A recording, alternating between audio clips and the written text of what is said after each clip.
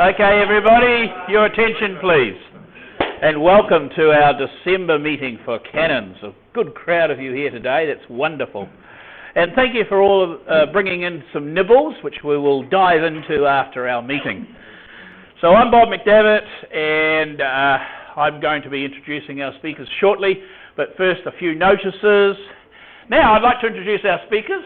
In fact, who's going to be standing up first? Karin, yes. Jim and Karin have been involved in the Cannons, the Yacht Navigator Society, ever since its inception. How many years ago? 31 years? Something like that. And Jim is actually our patron at present. So he's been looking after the patronage of the club universally, internationally, and globally for the last several years. And most of you would have been here last year when he was talking about, and the year before, when he was talking about his cruising adventures around the world. Now this year, Jim and Karin will be talking about their cruising trips by land across the mainland of America, and then in Victoria, across the Atlantic, into Norway, and into the Netherlands. So I shall now pass over to Karin. Good, thank you. Well, you'll be pleased to know that Jim not only can skipper a boat, he can also skipper a motorhome, a huge motorhome.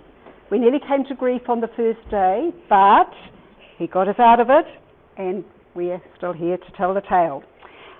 So this year we started with a different kind of voyage rather than a sea voyage.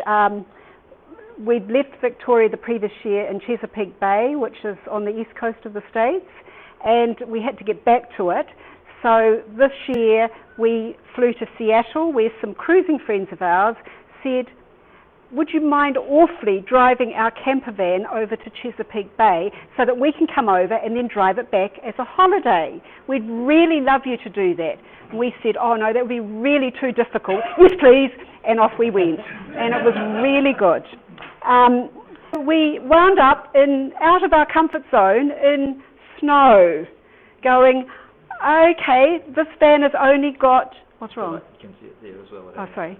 This van has only got city tyres, and so the owner of the van had drawn us a little map of where we should go. We were to go right south to California, and then we would go right along the south so that we wouldn't strike any snow. And Jim was muttering, but I want to go to Bryce Canyon, and I want to go to Denver, Colorado. No, said Mike, you can't do that at all. So anyway, we set off. And you can do the next one. Okay, oh, I see, you can see it there. So this was what it was like driving. It was really quite interesting. On day 2, we struck a snowstorm, and the snow piled up around us, and definitely out of our comfort zone. And we were going through Oregon at the time, and we'd camped for the night in a little lay-by, as you do, and the snow the ice had all built up on the top of the van. So as we pulled out to go along, the whole lot came cascading down, crashed into the windshield, crashed onto the floor, and we were like this for the next hour or so. So it was really something quite unusual for us. On you go. Okay. So we just went down through Oregon and Washington, and it was really a lovely trip. We got more and more adventurous, or at least Jim did, who was driving, got more and more adventurous, and we found ourselves on little back roads, and then we'd scurry back to the interstates and keep on going. Next one, please. Okay. So this is Yosemite? Yep. This is Yosemite. No, the last one was Yosemite. Oh, go back to Yosemite. That's Yosemite. Sorry about this. Okay, this is Yosemite. Most people have probably been there. And there was a huge fire there the previous year. So there was about $127 million spent on just lost really through the fire. So we could see all these dying trees all over the place. But it was still a beautiful, beautiful sight. Okay, next. Okay, so then we went down to, retrack again, okay. When we got to Yosemite, we had an email from a friend in Denver who said, the weather's clearing, it's good, you can come north on the I-70. And we said, oh, right. So we didn't tell Mike, And we quickly went up. He said, it'll be fine for a few days. You can make Denver. So we set off to where we really wanted to go. So this is Bryce Canyon and the next one. And it was just amazing. We walked down there, we saw it all, and we had some incredible views driving around the whole area. Okay. Oh, right.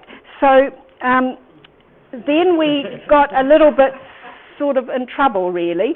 We started to climb the Rockies, and this is at 13,000 feet. So that's the same as Mount Cook.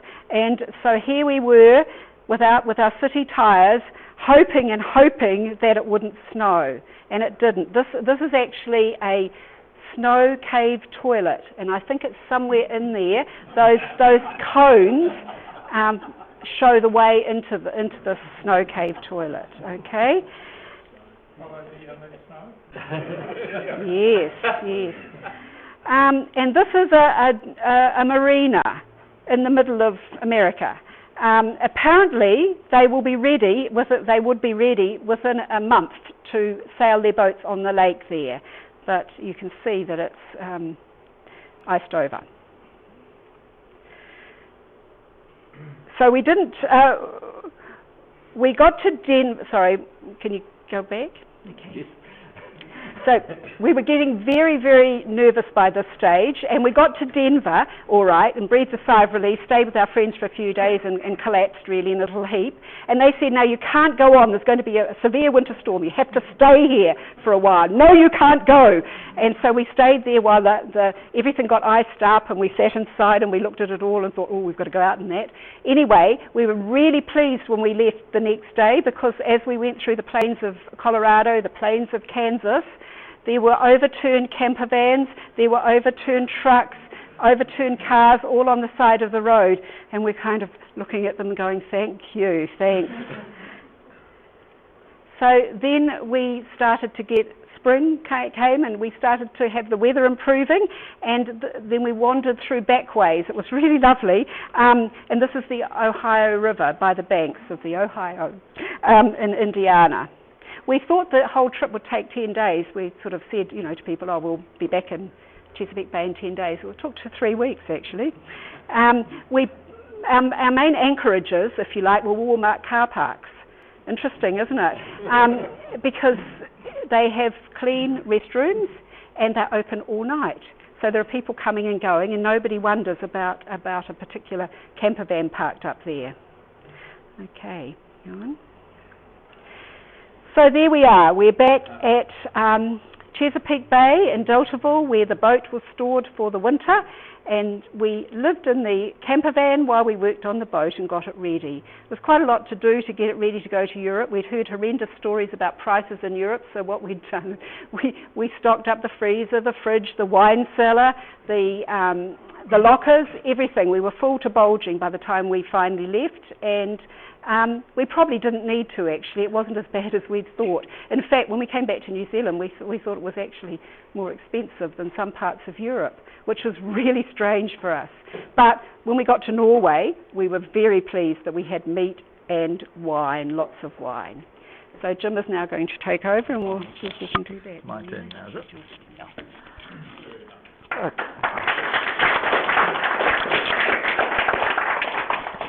Yeah, we thank you, Karin. Yeah, she's described that very aptly, and so I must say it's great to see a lot of familiar faces and some old faces that I haven't seen for a decade or two. It's nice to catch up. And so we spent about 10 days alongside the boat there working on it, and decided to have one little last trip in the camper van. And the Chesapeake Bay is a huge inlet on the east side of North America there. Wonderful cruising ground, although it's shallow in a lot of places. And so we thought, well, we'll drive right round Chesapeake Bay. And so we drove through the tunnel and across the bridge in the mouth of the bay, and to visit some friends. We've got some friends who are actually New Zealanders, and they had a launch on the other side, so we went to visit them.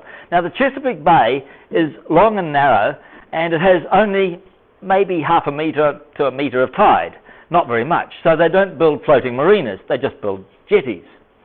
The trouble is if you have a high tide and the wind's been blowing in one direction, either it blows most of the water out of Chesapeake Bay, so everybody goes aground, or it blows a lot of water into Chesapeake Bay. And we'd had a southerly, and this is the marina. We were actually walking along Karin's walking along the deck there. The car park was absolutely full. We stepped out of the van and were wading around in the water. And as we were walking along, there were these guys scratching their heads with their launchers saying, "My shore power doesn't seem to be working." They were still plugged in. Anyway, so then we left. Now, that's Chesapeake Bay there on the coast of America there. And we headed out, and we had a little bit of help. The route across the Atlantic, that's the route that's shown on the chart there, but it's also known as the Gospel according to Bob. Bob has been wonderful for us. That's Bob, yes. Cyclone Santa. Yeah. And he keeps giving us wonderful information as we go about. We look at the weather maps because you can get grid maps and all sorts of things very easily these days. But Bob keeps sending us these wonderful emails that says, "Go to this place and this is what you'll get." So we get this nice email from Bob, and he's got this list of things, and immediately Karin goes down and says, 30 knots. 35 knots. Only once does it get over 30 knots, that's okay. So we look forward to Bob's emails greatly, and we headed out there, and there's a thing called the Gulf Stream that keeps Europe warm, and it's a very strong current, and it really does kick up the seas off the east coast of the United States, so it's very sloppy. You get 2 or 3 knots of current with you, but it really is very uncomfortable, so you have to slow right down. We got through that, and then a big low developed ahead of us, so we headed south around the isobars, according to Bob, and again it was spot on this time, so we'd sort of come down, we started to head east a little bit, and we heard a helicopter. That's a long way out from the land to hear a helicopter. And we wondered, and we had a look, and there's this grey helicopter with Navy written on the side of it, and it came and it went away and it came back again and was hovering not very far astern of us, and we could see a couple of guys standing in the doorway. I hope they had the harnesses on, but they had binoculars and they were looking at us very closely, and we wondered what was going on. On the AIS, we'd picked up a Coast Guard ship some miles away, about 70, 80 miles away. AIS does work very well. It's good long. It works for a lot further than you think it does. And we also heard a little bit of chatter on Channel 16 from some aircraft. And we called up the helicopter. They didn't reply, so we just assumed it was some sort of an exercise. We then had wonderful sailing all the way across the Azores. It was just, very, very pleasant indeed.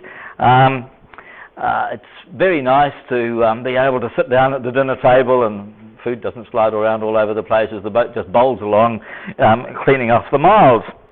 We got to the Azores, and there we found that what we'd been listening to was in fact a search for a yacht, which we found was called Cheeky Raviki, and it was a production Beneteau boat that had been in the Caribbean racing and was being delivered back.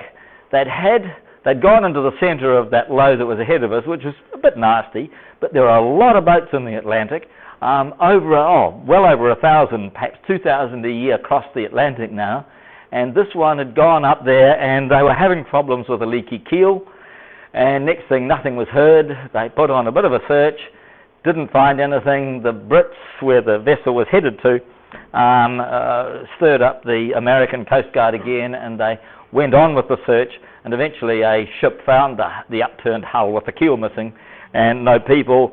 Sadly, the life raft was found inside a cockpit locker. So, so that was a little bit of a dampener when we got to the Azores, which were, as I said, we had a wonderful trip right across the Atlantic. We did actually manage to split a seam in the Genoa, and sitting out there half a day sewing it up was not terribly unpleasant. And the Azores, and that's Horta in the Azores, a lovely spot from up on the hill there. Am I standing in the way? Okay. Horta there, and there's a big marina there. holds probably 700-800 boats altogether, and they're coming and going all the time. There's a huge turnover of boats. In fact, there's a queue, 20 people in the queue each day, just coming into the customs office there, and they're very, very quick. Only take 5 minutes, and everything's done. Stamp, stamp, stamp, and you're through. And so then we got stuck there for a while because Bob said, "Oh, I wouldn't go on to Ireland just now. There's going to be a big swell in the Atlantic there, and it's going to blow a bit." So we hired a car and went and had a bit of a look around. In one place there, that's a lighthouse in the middle of the land, and there's a little story to it. They built the lighthouse. Not long after they built the lighthouse, a volcano came along and plonked a whole lot of land between the lighthouse and the shore. So you can't win them all, can you? That's all volcanic, and it's quite an interesting place. Lots of craters and things. And this was a port, called a port on the south coast. We followed a little road down to this port that they called. We were pleased we hadn't gone in there. And there was the 5-metre swell. Bob's swell was coming and surging up over the top of the wharf and crashing and banging. And there was a swimming place beside it. And it was nice and warm. It's about the same latitude as here, but it was very warm. And so we thought we'd go for a swim. And then we found where the swimming hole was. And that wasn't very attractive either. So we gave that idea away as well. They expect you, in fact there's a big superstition in Horta. If you don't leave your boat name there, you're going to have bad luck. So we found a bit of concrete that wasn't covered in paint. They actually sell little pots of paint very cheaply, so everybody does get on with this. And there are, as I say, thousands of boats go through there each year.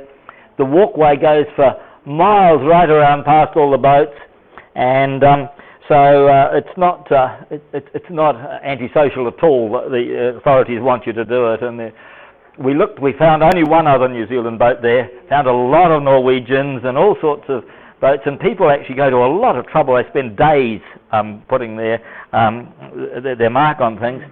Then the weather turned right, and off we went up towards Ireland. We went up the west coast of Ireland, around the top, across to Scotland, up the west coast of Scotland through the Hebrides, round Cape Wrath, and then on to the Shetlands, the islands up to the north of Britain there.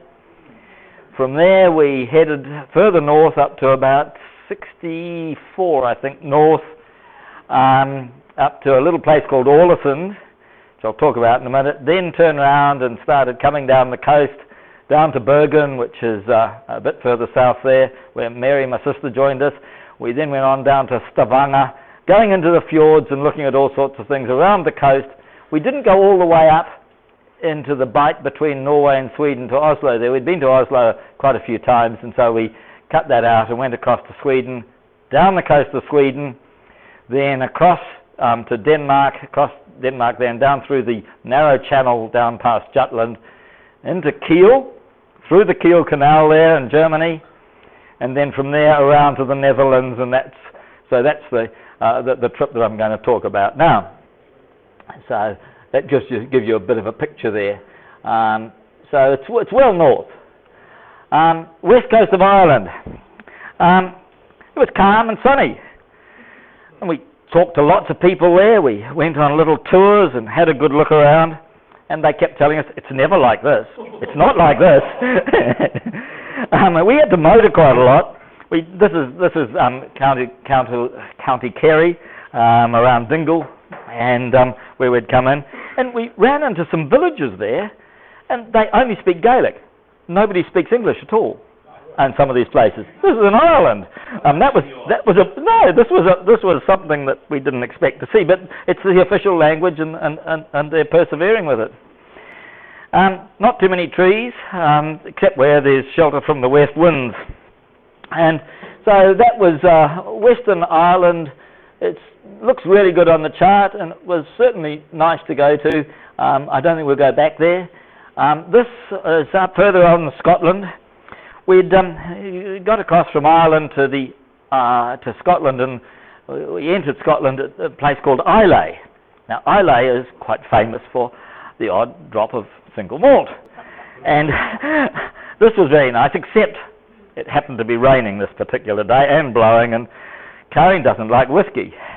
And I was sort of faced with a dinghy trip ashore on my own to go and visit all these Lefroy. There's a big sign saying Lefroy. You can see it from out where we were anchored, and then around to all the other Langruven and all those wonderful single malts that you can get. And this year we're going to go back there, and Tony's coming. He's already said he's coming over, and so he's an expert on single malts. Just always remember that. Always ask for a good single malt, and you'll get one from him. And this is actually a little bit further north, a place called Lochaline, on the Sound of Mull, up near Tobermory. Beautiful anchorages. We're really looking forward to going back to Scotland again and doing some more cruising. Up through in the Hebrides, and this is the bridge. Away in the distance there, you can see the bridge across the Isle of Skye. Strong tides through there, 7-8 knots in places. And some of you may remember that song about Bonnie Prince Charlie after he had been ousted at Culloden. He rowed across. He was rowed across in a dinghy across this thing, and the song sort of makes it sound like it was a great ocean voyage. It's actually about less than half a mile across, actually, so, and it's quite sheltered. So, but it does sound terribly heroic when you listen to the song. We went on to a little island called Rona up in the northern end of the Hebrides, and that's actually a dwelling from the past.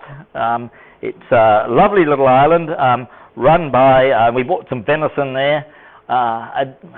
We hear about people buying up land here. Well, this is owned by a Dane, and it's run by a Scottish gentleman, and they were lovely to us. And these crofters' cottages, and that's one of the cottages there, were left. They just walked out of them about a century ago, and some of them came to Dunedin here because there was a real problem with the serfs and the difficulties with the lairds at the time. We ended up going around Cape Wrath. Now, Cape Wrath, of course, is that wonderful name, isn't it? Around the top corner of Scotland there, and it was absolutely glassy calm. Not a breath. It was the middle of the night. There were no lights or anything like that because they switched all the lighthouses out because as we motored along, the sun would go down and it would be on we were heading north, and so it would go down a little bit to port of the bow. It would sort of be twilight for a while, and just a little bit over to starboard, the sun would come up again, and then go right round behind us and do the same thing again. They literally do up there. They don't need lighthouses during the night. We arrived in Shetland, and of course the Shetland Islands are the famous thing about the Shetland Islands was the Shetland bus. And if you haven't read about the Shetland bus, you do need to read about it. It was where during the war they had Norwegians coming over to the Shetland Islands in fishing boats, and they were rescued. And then it was all in winter. They couldn't do it in summer because of the light. And this was done in winter. And then they would take spies and infiltrators back in these fishing boats back to the Norwegian coast. Wonderful story. And so this is part of the memorial to the Shetland bus. Shetland, again, pretty windswept. It was nice when we were there. Some nice beaches and an awful lot of yachting. We were absolutely amazed at how active the yacht club was and how many New Zealanders there have either come from Shetland to here or are living there. There were about 30 New Zealand families living in Lerwick, which is not a big town by any means. And we had two Prime Ministers come from there, Helen Clark and then a guy called Robert Stute, who was a long time ago. So we've got very close ties with the Shetlands. In fact, I even found there an ancestor of mine who'd lived there, and he was a laird at part of the southern part of the mainland there, and I didn't even know about him. Stone Age, it goes, Shetlands were right at the crossroads of a lot of traffic, shipping traffic and exploration, and they had the history goes way, way back to the Stone Age, and these were round Stone Age dwellings built in this rather harsh climate on the seashore. Then the North came along, and this is actually looking at some of those settlements. This is a World Historic Site, Jarlshof, and so it was fascinating to actually look back through the history there. So if you ever get over there, Shetland is worth a visit. It really is. We picked our way through the oil rigs across to Norway, and the oil rigs are absolutely, they're everywhere in the North Sea. They're pumping by pipeline. There's oil going ashore to Scotland. It's made Scotland reasonably wealthy now. The Norwegians are even wealthier. And so that was like sailing through the middle of a city, right in the middle of the North Sea. And so we arrived in Norway with the scenery there. Karin's mother came from Norway. She was Norwegian. And so we headed to a little town called Ålesund, up on the west coast there, as far north as we got, to go and see them there. And it's one of those truly picturesque towns, and it appears on a lot of postcards and chocolate boxes. It's one of those sort of places. And some of you may recognise it as a picture that's a little bit familiar. It was a town that burnt down around 1904. It was wooden. It was a Hanseatic town from way back in trading times, and it burnt down about 1904. And when they rebuilt it, they decided absolutely that it had to be built in stone and concrete, and no houses were allowed to be more than about 4 stories high. And it's a charming place. We enjoyed it very much. Karin's grandfather was mayor there while it was being rebuilt, and so we actually did a little bit of digging and having a look. He was also an MP in Norway, and he also led the temperance movement. That's something that we haven't inherited. And he owned a bakery. And so the town actually sort of straddles a little narrow waterway. This is it here, with a bridge across, and so that provided a wonderful place for us to tie up and amongst these this little harbour called the Brosundet, and we were moored there. There are a lot of varnished boats up there. The UV is very attenuated. You don't need to have that stuff that you stick on your skin. You don't get sunburnt, and yet there's these long days, and the weather was, the sea temperature was 22, 23 degrees. It was quite swimmable, and just a very pleasant climate altogether. Winter is different.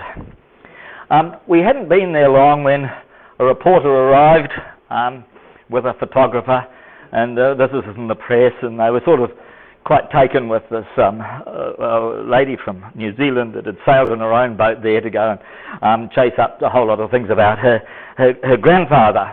And so that was quite interesting. There was a 2-page spread in the thing, and we went off, and Karin's father's name was Anton Arvestedt, so we went on to look for Anton's bakery to get a photograph for the reporter. And we did eventually find the bakery, but we found the building, and in the front window was this rather lying down, scantily clad Thai lady.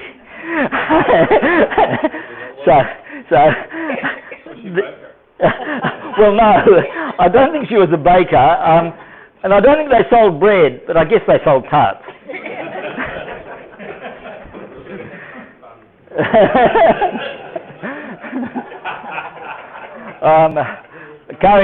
Karin's cousin came up, who lives in Oslo. She and her husband came up, and we did some cruising together and things, and we eventually found our way into the council offices there and talked our way in, and that's Anton, the old grandfather there, looking very disapproving of the of what his bakery has become, and probably the aquavit that we toasted him with too.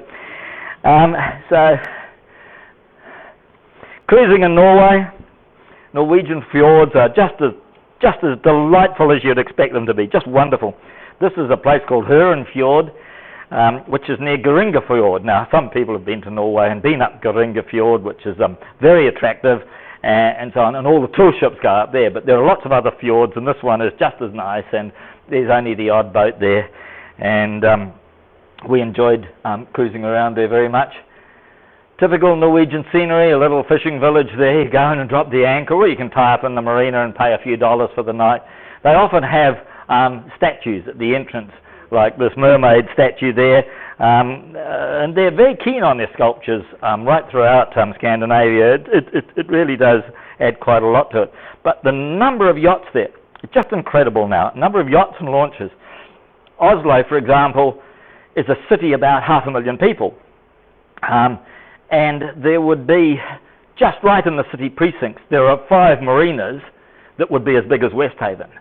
And right throughout, particularly the southeast coast, and round into the west coast a bit, there are just boats everywhere. But it's like that through Denmark, it's like that in Germany, it was like that in Holland. We think we've got a lot of boats per capita here, but I have a feeling we've been overtaken. It was just boats everywhere, marinas everywhere, but then you don't even notice the marinas and the little private docks and things, because they've got so many waterways, so much area. In fact, you could sort of take just a little section of the Norwegian coast and they'd have more anchorages there and places to stay than we've got in the whole of New Zealand. So we were very much spoilt for choice. Times you'd go in, and these were some friends of ours that we caught up with and tied up alongside. If you do tie up, you pay the marina charges anyway, even if you're rafted up like that.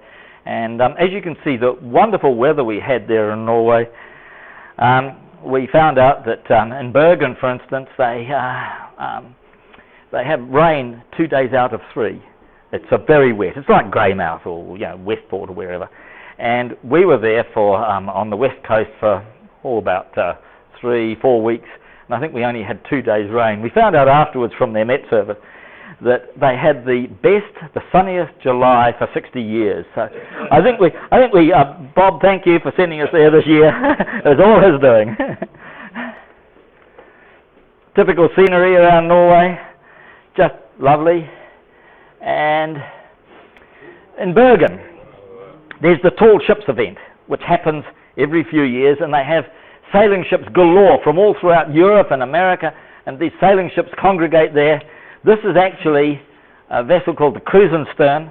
She's the pride of the Russian fleet. She's the last great pea liner still sailing, that great pea ship still sailing, 4-masted bark, like the Pamir, which I'm going to talk about in a little while.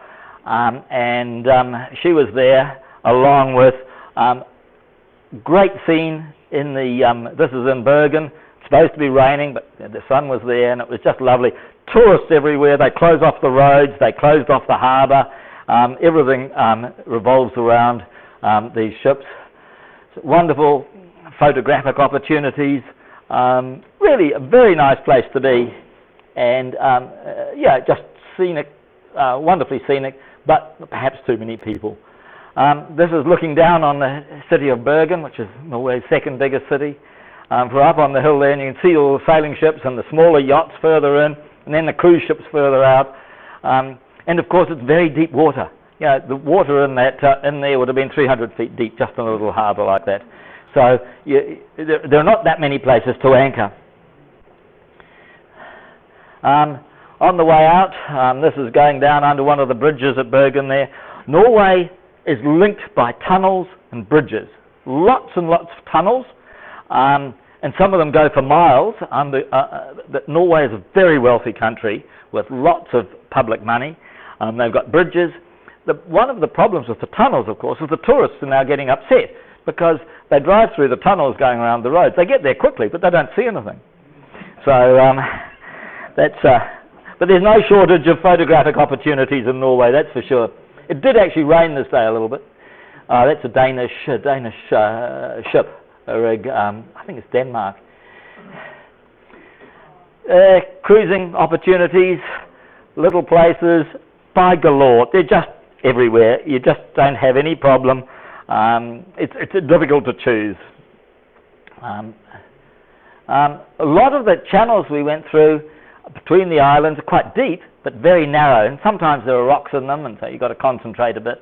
But sometimes you're going through areas that are hardly wider than the boat, and there are bridges, power wires, and they're all well charted, and so you know what's going on. Not much wind. Very little wind we had there. Typical village there. This is up on the head of Hardanger Fjord. Plenty of fishing boats. A lot of them now in museums, and a number of them are varnished fishing boats. You wouldn't have heard of them here. Occasionally you have to go out on the coast, and they have these wonderful lighthouses that are really, the light is part of a house, and it's a really quite substantial house up there on the hill, and on the headlands and things. It's rugged, it's rocky, and some of the places this is a little place, a little town at the southern end of one of the islands south of Bergen. And some of the places, instead of having the usual maroon colour houses, they chose white instead. A lot of the alleyways through these houses, of course, between the houses, not wide enough for cars. As I said, they've got bridges. This is the entrance to Lysefjord. This is down near Stavanger, and anybody who's perhaps been to Norway and heard of the Prestkollen, which is the pulpit rock that people stand on, and you sometimes see photographs of these people standing up looking down on the fjord. Well, we decided to go up and have a look at the Prestkollen from underneath, and right up there in the middle there's that little square rock right at the top, and that's the pulpit rock that the tourists all go and stand on. I have busloads of them. They all stand on the edge of this rock there and look down. Lots of places to walk around, lovely weather, and just as Karin said, the costs of our groceries there were very much the same as here. Petrol is a bit more expensive, and diesel a little bit more, but apart from meat and alcohol, everything was very much the same as living here, and more expensive, of course, a lot more expensive than in the States. Round the coast, round the southern coast, you've got to go out to sea for about 30 miles. There's no inland waterway, so this was sort of a bit of a novelty for us. We actually had to go to sea again and go along the coast. And you get used to this inland stuff. It's quite nice. And so we went around Lindenes, which is the southern tip of Norway, renowned for its terrible weather, and the Atlantic pouring in and there. And so this was our little sail around the southern coast of Norway. The weather was kind to us. However, the next day we were in Kristiansand, and it came in at about 40 knots, and we ended up with 3 head ropes on the marina and lines to buoys astern, and the marina was going under about a metre, so it does actually blow there at times, and that was and then a few days later we got another gale, just the same. So we did get some bad weather, but not much. Typical walkway around the coast, around one of the villages there, and you can tie up there wherever you like. They just don't seem to mind where you tie up, and in a lot of places there's sort of a parking meter system where you pay the marina by putting some money into a machine, getting a tab that you stick on the rail, and that's your fee, rather than somebody coming to collect it. Southeast coast, much more populated, many more boats, absolutely lovely, and we enjoyed cruising up through there, through the little islands and the rocks. As I said before, we skipped Oslo, and I think this is the last picture of Norway. Another typical scene there of you go for a bit of a walk and up through the rocks, and this is in southern Norway where it's away from the fjords. It's not, the mountains aren't nearly as high. And so across the Gulf, and this is just going through one of the similar place in Sweden. I quite like the cloud formation here. It was getting into autumn now, and so we did get we watched the lightning crackling just astern of us and bouncing around. It was a pretty interesting scene. Sweden is another country, very flat, but similar in many ways to Norway, with the scenery and the rocks and things, and the people there were very nice to us as well. So, very nice, very pleasant, and easy cruising, provided you don't bump into any of the rocks, and there are plenty of them there.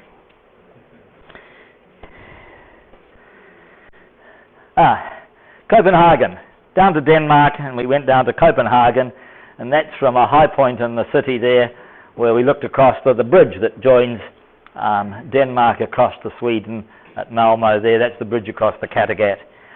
Massive bridge, but you can drive all the way from France to northern Norway without leaving the road, or having to use a ferry. Copenhagen is probably one of the nicest cities we've ever been in. It's absolutely beautiful. They've kept the buildings low like they've done in London. No, not too many high rises, very few of them. The buildings are very scenic, and there's waterways all stretching right throughout the city, and absolutely Very, very scenic and picturesque. We enjoyed it very much. And then we headed north. Before we went north, there's a place called Roskilde. Now, it's west of Copenhagen, up a big inlet. And this inlet, this place Roskilde, was a famous Hanseatic city. And to defend it, back around about 1000 AD, they sank 5 ships, wooden ships, in the entrance. They sank them with stones, and that blocked off most of the channel into the harbour so they could defend the city.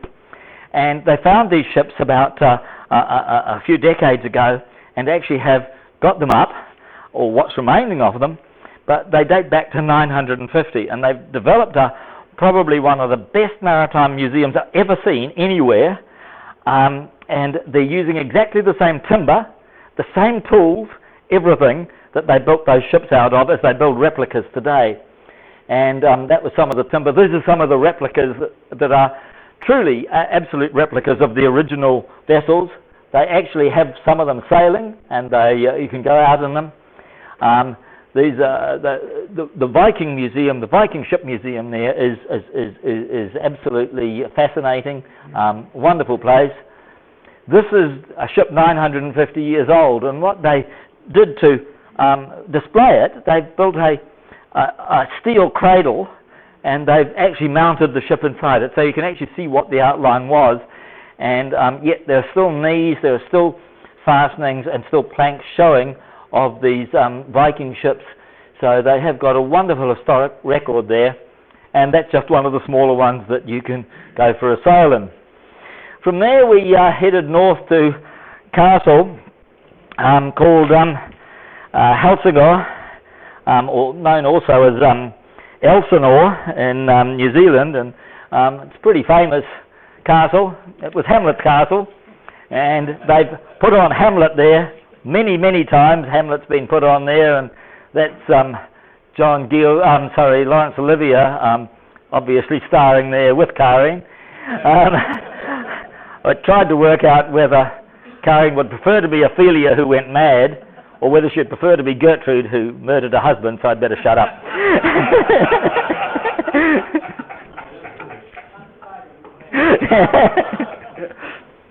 We headed south from there, across and south, down through Denmark, and eventually to Germany. We'd met some very nice people in Germany who lived in Kiel, a couple in their 80s. They'd actually sailed to New Zealand in a little boat, and they made us terribly welcome in Kiel, and we hopped in their car and went across to a place called Lübeck, which was bombed heavily during the war. And there is the Palmia. After she went from New Zealand flag during the war, she was registered in Lübeck, and that was when she sank in the mid-50s in a storm in the middle of the Atlantic. There are 3 or 4 people saved. They have the actual lifeboat from Palmia there in a church with a model of the Palmia and so on, and the lifeboat is still in its original condition as it was, lifted out of the water and damaged at the time. And so there's the memorial to the Palmia there, which was something that we were very, very pleased to see. Lübeck was actually bombed very heavily during the war, and this is in the main cathedral there. They've left the bell where it crashed down. During the bombing raid, they built the rest of the cathedral completely originally around it.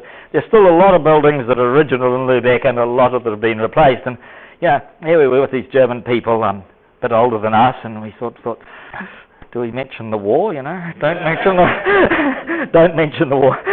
So, in any case, however, they brought it up, and it was very interesting to hear what they had to say. They deeply regret the loss of a lot of their heritage in Germany, and their beautiful, they lost a heck of a lot, but they said, we can't complain. It was our fault. We started it. And that was the attitude that came through from them. We thought that was pretty good. We headed through the Kiel Canal, which cuts off, which is south between, through Germany, south of Denmark. And here we came across this. There are lots of little ferries that take things across. This is a rail bridge, actually. And there are ferry boats that go across. This is a different sort of a ferry. It's actually a section of road that goes across the river, but it's hung by wires underneath the bridge, and so you drive onto this thing, and then they close the gate, and then this thing drops across, gives way to the boats going through. The boats have right of way, and then it keeps going backwards and forwards. Just quite fascinating. Kiel Canal is just full of ships. Huge number of ships go through there. It's a major waterway, and so we were really getting into the thick of it there. And we headed through, and up at the top right-hand corner, that's the Elbe River that leads up to Hamburg, and the Kiel Canal comes into the Elbe River. And then we headed from the Elbe River out to Helgoland you can't see it at the top of the chart there, along down into inside into the shallow part and down to into Holland, through the canals, through Groningen.